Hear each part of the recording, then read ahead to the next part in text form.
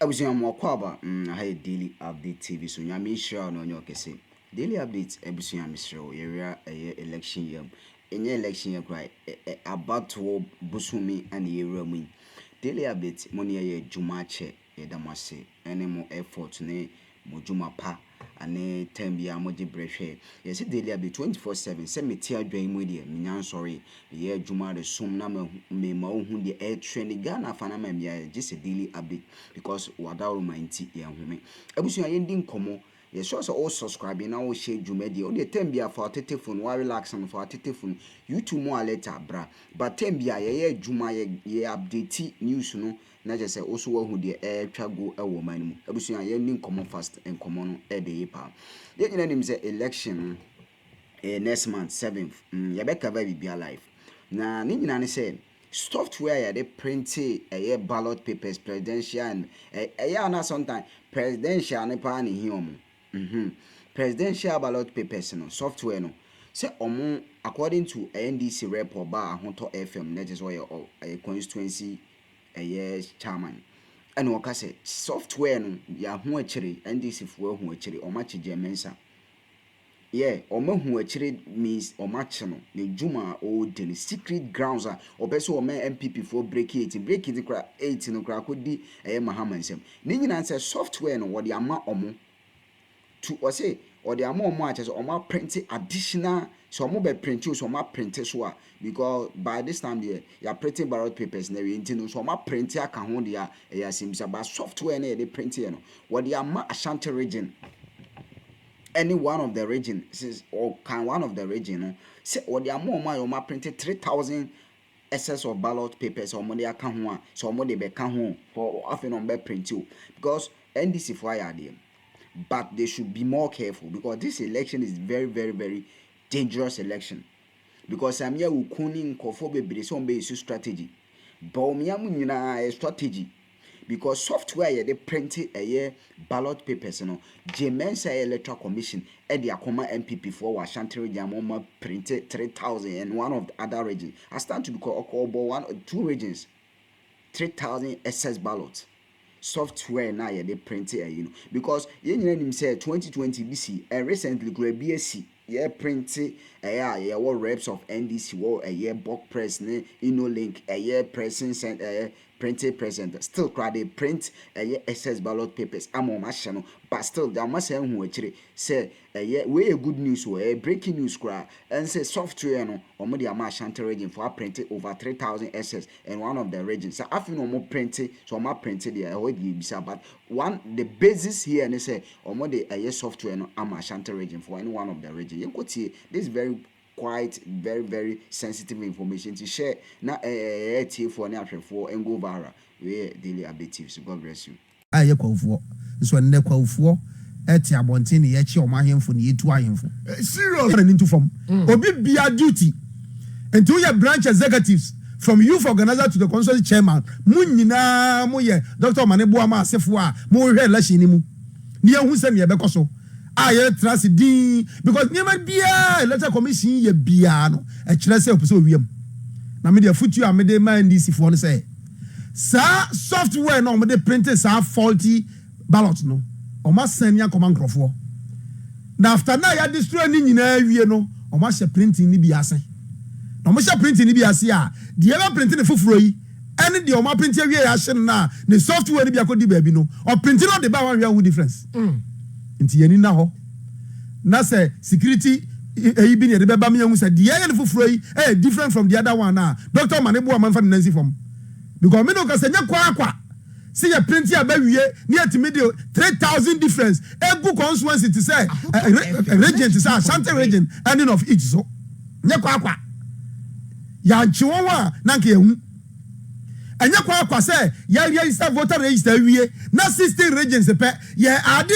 figures no na ya broso sabe Mensa omodam ni nyina ne se wo mo ni na ho a kwan on befa so no ti na me na aboa na Dr. Manebo am ma ye bia kosi baabi na no so ba beto aso na ni nyina ne se yo se party fo ni nyina ni na da ho ni enja adwuma ni pa wakofo because the ekoso no enye now mesuma futu a mesade man this year ye wo me say party ni pesika ni yento solar system lights Torchlight.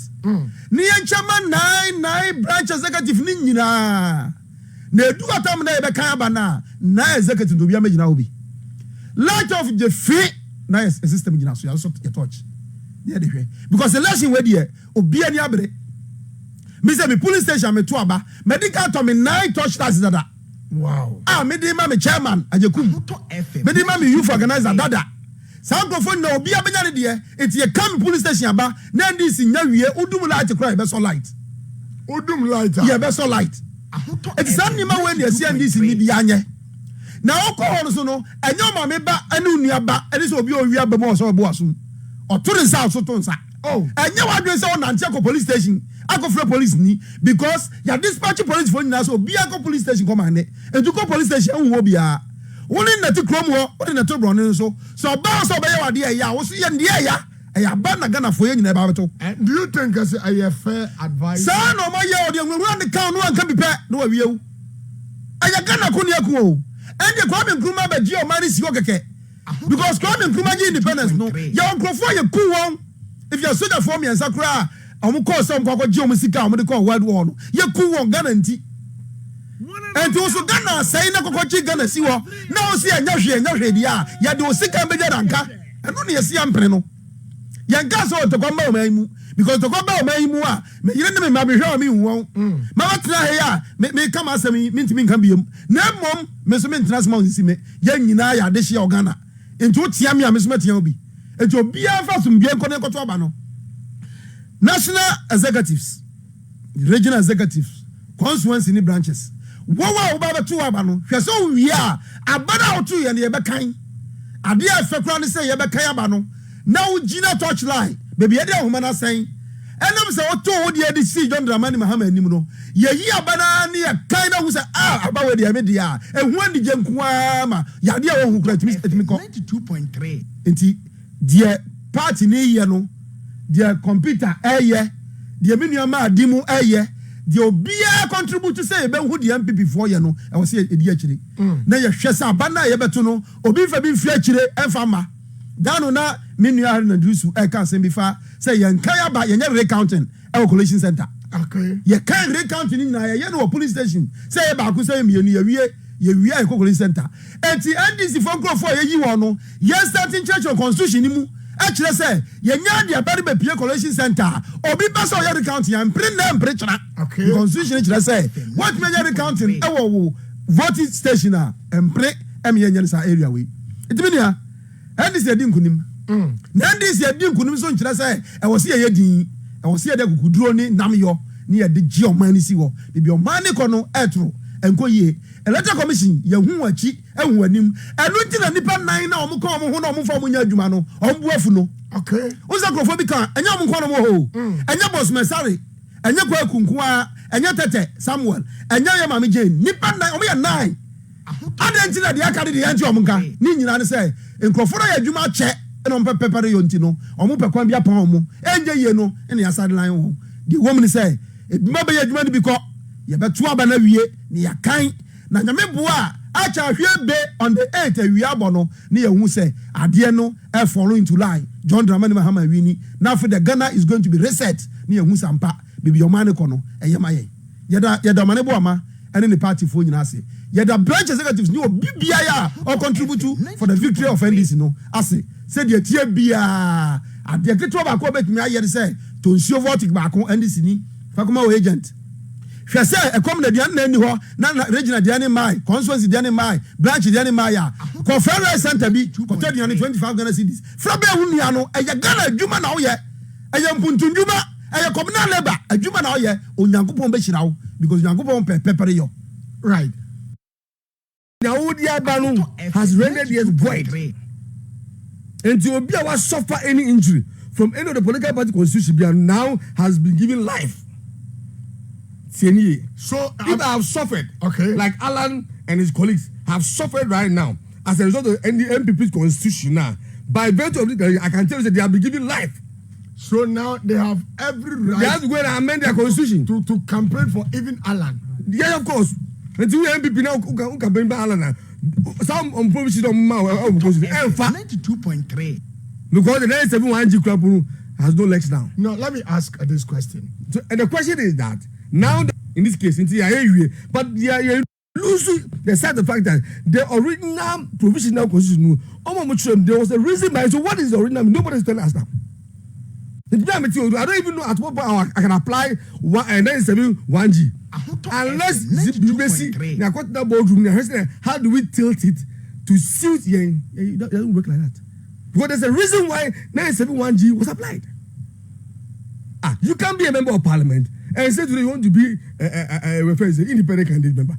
If it is the 6 months now can't by election, it means that there won't be by elections.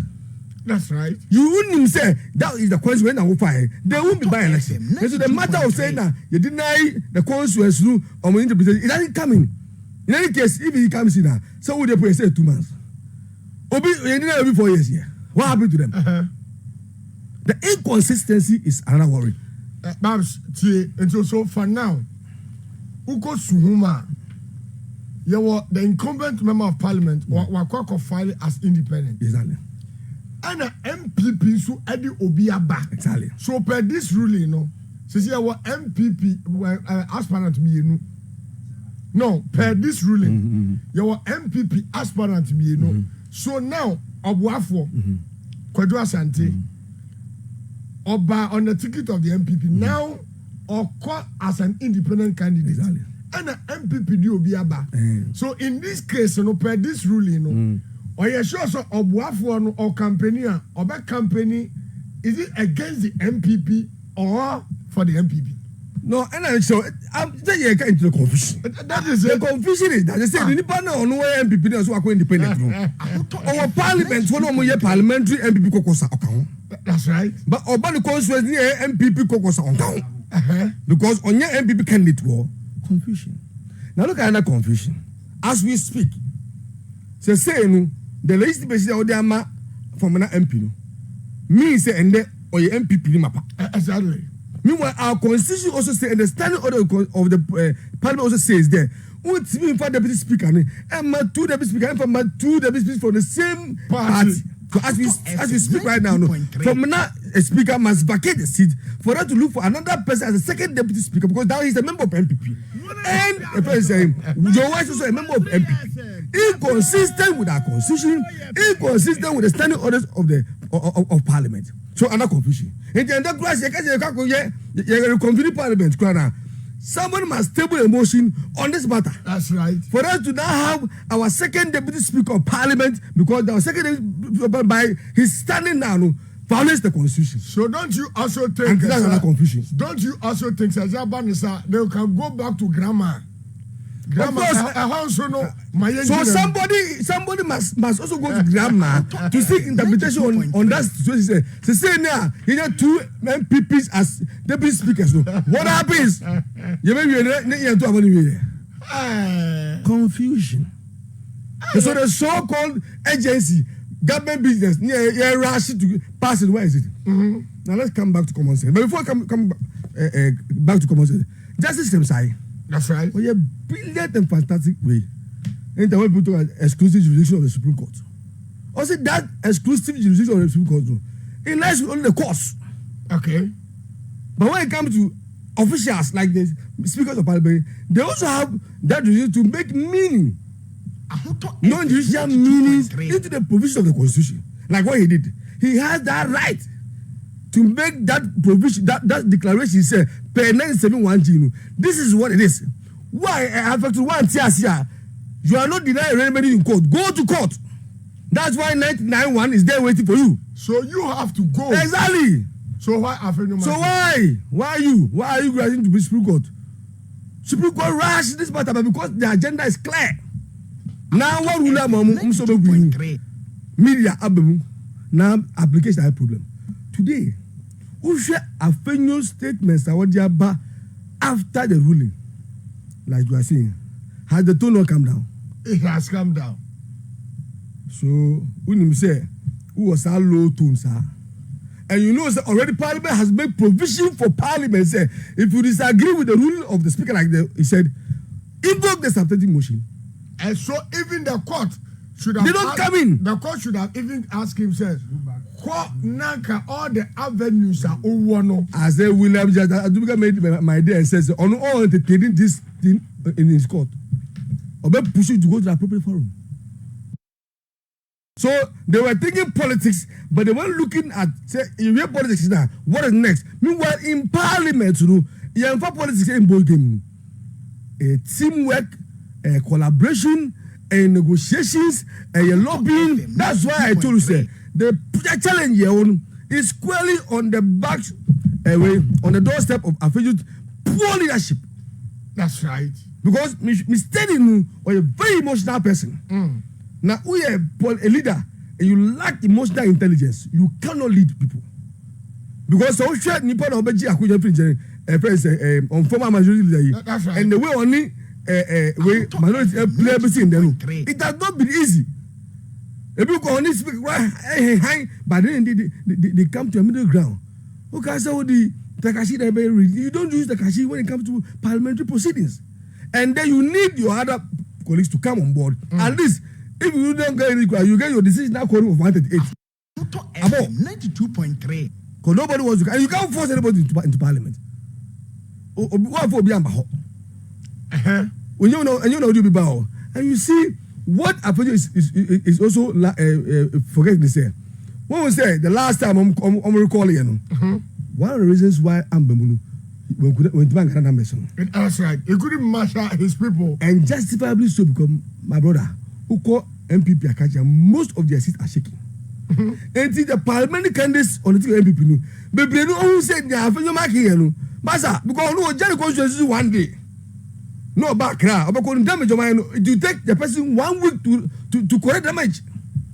You see the echo 92.3. I feel you Grammy, you go sit to echo. So I say, then who will sacrifice the only seat? Because look, in politics, who need no on both seats who buy. Now the party who come and say who lose seat that you become useless. And the most MPs, they are even thinking about how to secure their seat than to play this majority seat and majority game. Only time, it tells you say it will have in the future. Right. And you know, for me, Supreme Court has delivered, but this judgment has even gone to the deepening public perception. Say no, this Supreme Court as it is right now, the confidence and they must up their game. Because that is the only resort that Ghanaians will say in the case of who say you have been unfairly treated in any manner. And you know, for me, that's my verdict on the ruling given so far. Right. I'm sure live on the radio. I'm futu afra e ko santi no ama efie bia to kwasisim nti oti ho e baga na hamenti o ho asema badda. I daily update Steven was Ogusua Ushi. Subscribe, share, you made you for comment, share, comment, show. A veggie brain, I can't make tea for any of your food in our TV. Yami show be as or J brain or kind and me could tea, salmon, and easy. Just a Electoral Commission. Eddie Jumedi be Gua Quema. I know it's a weather hook or crook.